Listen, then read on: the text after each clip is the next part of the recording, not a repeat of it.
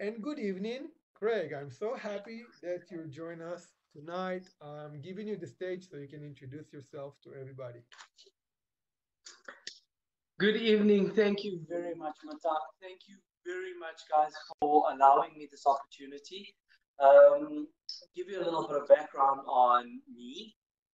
I am a businessman and I've been part of the Entrepreneurial Spirit courses. And I just wanted to share a little bit of my life. And everybody's been asking, tell us more, tell us more. So it actually got to a point where we created this evening where they've given me my own platform to tell you. Now, the reason for that is my story is not localized and it is quite common. However, it is a rags to riches story that will get you going. So, tonight, it is not only just about me, I do want it a little bit interactive. So, if you've got any questions at any time, unmute yourself and say, Craig, listen, I've got a question. Just stop me and ask me. This is totally interactive. So please, feel free to interject and say, hey, what, I hear what you're saying, or how did you deal with it? But I do try and wrap up and I try and get to the point. I did take a few notes, so I do have a few key points to get to. So if you do ask a question and I say I'll get to it, that means it is in my notes to get to. So, guys, let's get started. All right. So, my name is Craig Jegels. I am a South African businessman. I have been in China for the past 5 years. My Chinese is absolutely pathetic. I cannot speak Chinese at all. However, that has not been one of my goals that I needed to achieve. Funnily enough, one of the goals that I needed to achieve was actually to grow my business back in South Africa, which I have done in a massive, massive way. So let's go back a few years. So the rags to riches story started many years ago when I was actually living out of my old car. I didn't have a house. I was basically homeless, jobless. I didn't know what to do. I was really in a bad space in my life. And I didn't know what was life all about, you know. And I sat there and I was thinking, what do you do? You know, life is bad. Woe is me. And then there was this guy, his name was John. I'll never forget him. I'm sitting on the street corner and I was sitting there, and this guy is smiling while he is digging in a bin. And I was actually irritated because this man is bringing a smile to my pity party. I was feeling sorry for myself, being homeless, being jobless. I didn't eat for 3 days. And this man is busy digging in a dustbin next to me. And I turned around and I said, excuse me, why? Why are you smiling? He says, because I can feed my family tonight. That changed my life, guys.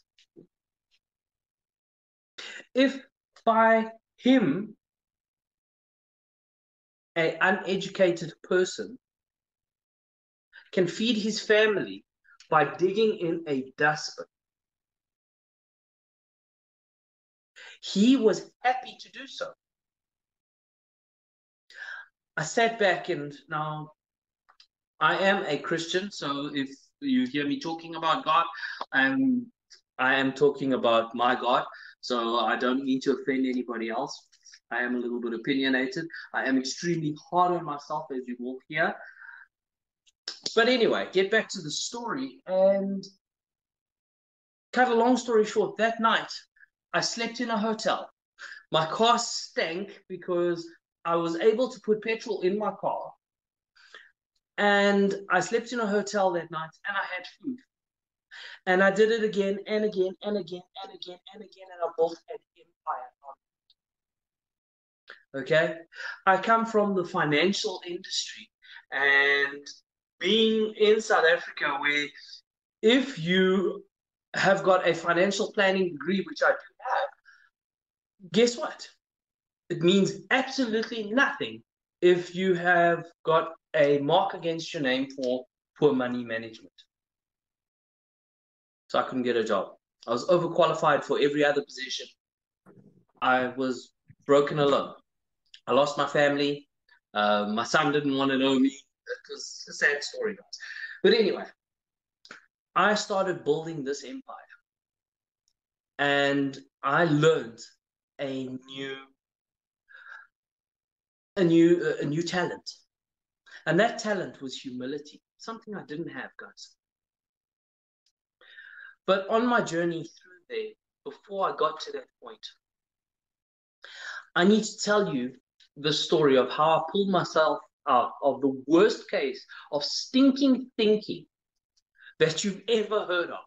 Because my situation was nothing but stinking thinking. And this is why I joined these type of seminars and programs, is because I wanted to remove the stinking thinking out of my life. Now, I've done this many years ago. Now, I'm here because I want to help. I want to see people grow. I want to see people get rid of the stinking thinking that I suffered from. So let's go. But first, let me give you a spot of context. Okay. Life has not been a bed of roses for me either. Okay. This story is not about, you know, rags to riches. It's about getting started. Okay. And what impact it will have on your life if you get started. All right. So I'm going to flip it around and I want you to put yourself in my shoes. I want you to feel or listen to the story and try and picture it from my perspective. Okay. And then you will see how a mindset change will explode your mind. Okay. So, you see, guys, we are all winners. Now, I seriously believe we are all winners. We are all extremely successful people.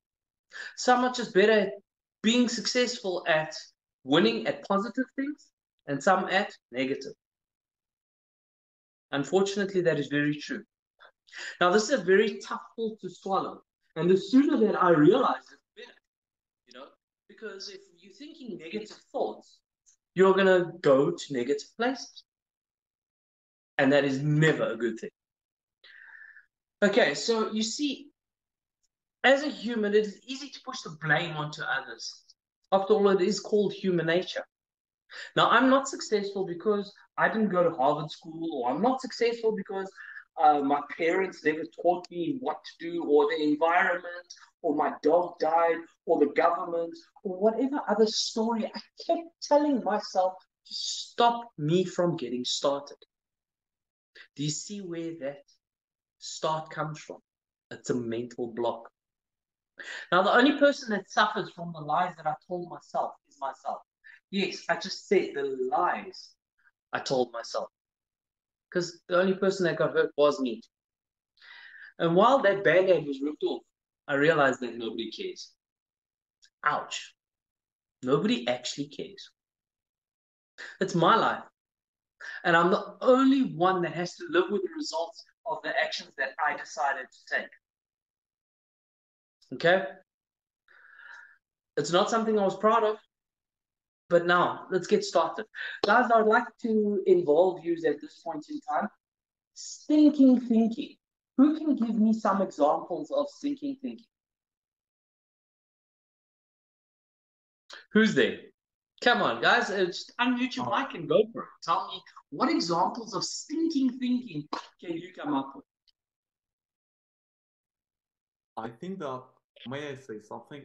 Yes, Craig, actually, I want to put my signature under every your word because I absolutely agree with that. I have a very, very similar experience, and what you're saying is thinking as we have this tool, critical thinking, and sometimes it's good. But when it's getting too critical, you're just starting to close yourself for opportunities. And basically, you're closing your heart, and you cannot accept the feedbacks. You cannot accept. You just basically putting the crown on your head, and you think that you're always right. And by thinking that you're always right, you prevent yourself from development. And you think that you develop, and you kind of assure yourself that you're developing, but you're not. And this is basically stinking thinking, which causes so many problems all over the world. Absolutely. Valentin, you couldn't have said it better. Stinking thinking is whatever lie you tell yourself to stop you from growing. Let me give you some examples. Damn, you have no idea what I'm going through. I've been through hell and back. You don't know my story. You don't even care. What's the use? You know, I'm going to fail anyway, so why try? Nobody cares. Doesn't matter. Who else can give me any examples of stinking thinking? You know? What other stories do people tell themselves? It's like, oh, just one more chip, you know? Oh, just one more hamburger. Yeah, I would say like basically every excuse that we, eh, well, wait, it's not, especially if we call it a reason sometimes. There we go. Exactly. Matan, you're 100% correct, sir. Whatever reason we give ourselves, okay? But remember, this is a double-edged sword. And that is the beauty of it. That is how I changed my mindset and I started growing. This is where the change happened, okay? So let me go carry on with my story. Now, back in the deep dark days when my stinking thinking used to rule my absolute every move, because I was really successful at my stinking thinking, guys, I could turn anybody's smile upside down with a baggage that I used to wear like a Gucci bag, guys. Okay, I was all too happy to show the world that as if I was going to earn points. Look how depressed I am. Look how sad I am. Look what the world did to me. You know. But not long after that, the results of my stinking thinking caught up with me, guys, and I found myself broke, alone. I lost my family. I was on a bridge waiting to kiss a train, face first. Yes, I was going to end the stupid existence that I called life. You see, my thoughts and my actions led up to that point of self-destruction. And that's the only destination that stinking thinking will lead you to. And I thank God I was so lazy that I never went through with the final act of French kissing a train. But you see, guys, on that bridge, something in me did die. And I don't know if it was me screaming so loud that I woke God up and he helped me. But I can tell you now, I dropped tons of the proverbial baggage. And I walked off that bridge knowing that those heavy Gucci bags is the worst look that anybody could be proud of. All right? This was the start of me looking into the cause of my own stinking thinking. And what I found blew my mind. That I was the cause of me being in that negative perspective in my life. You see, in short, the results are the things that you, by your own actions and by your decisions, have heard a million times, okay? You allow it into your life. I'll go later, 5 more minutes, hit the snooze button. Those things all affect the trajectory of your life. Okay? So if I could say, can we drive from here now at 9 o'clock at night, 9:30 at night, can we drive from here 100 kilometers away? People say, I can't see the road, but you'll get in your car and you'll go because you've got headlights. And people don't realize that it is like your headlights of your car. You can only see this far of positive light. The rest of it is dark. And when you look at it like that, your whole perspective changes. Now I can go anywhere, not just where the light reaches. That is no longer my boundary. And that started opening up my mind. So let's go down this path of where I started thinking positively and how it got me to the point where I am now. You see, these simple excuses that I gave myself every time that I should be doing something that I felt was not so important is the cause of my stinking thinking in the first place. Maybe later I was tired, or, let me relax first. I've had a long day. And whatever BS I kept feeding myself from immediate action, it stopped me from getting to my dreams. And it kept me broke, poor, and alone. All right? You see, this is human nature. And there's a similar thread running through all of us. A similar thread that wants a driving forces as well, that covers our fears, that just wants to keep us away from danger. And overworking yourself is going to be dangerous. It's going to be hard. It's going to be tough, guys. But this means that we all have a similar need for food, shelter, clothing, to be loved, to be protective of our families, and of course, protective of ourselves, regardless of color, creed, whoever you are. So we all have similar needs on a base level. Okay? We all have dreams. And yes, we all have dreams, hopes, aspirations. And as a human, as that is human nature telling us, that we should all be doing more, striving for greater things. I heard a quote from Jim Carrey the other day. It says, we can all fail at doing what we don't want to do. So we might as well attempt to do what we want to do. Okay? That quote sums up what I'm trying to say perfectly.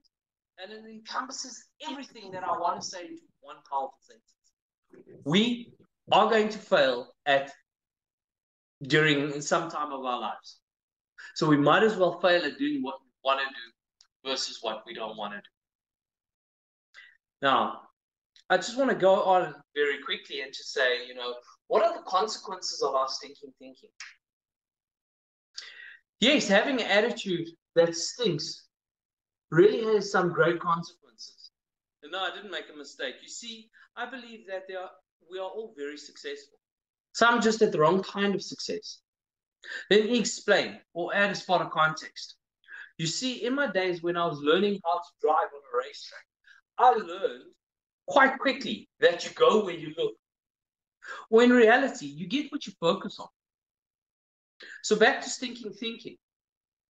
You see, if you believe that you can't do something or continue to use negative or defeatist self-talk, that is 99% of the time the result that you will get. Okay? That's failure. I can't do that. That's only for those type of people. I can't do that. These are the defeatist statements that close out any further action, or in other words, excuse, as Matan put it. Okay? While preparing for this talk, I got a quote from Alan Lloyd McGuinness that says, focus on your potential instead of your limitations. You see, this is my point. If you focus on the negative, you will only get negative results. However, if you focus on the positive or the potential, you might not always get success. However, you will have done something called move. Yes, just simply move. That doesn't always mean that you have succeeded. It simply means get off all your excuses and move. Change your situation that you're dealing with. Take a step forward. Okay? Life is tough. It's hard, guys. I've lost family, right? Because I was the bank for the family, and when that disappeared, I wasn't good enough anymore. So life is tough. Okay? You've all heard that saying that on every level has another devil. This is very true.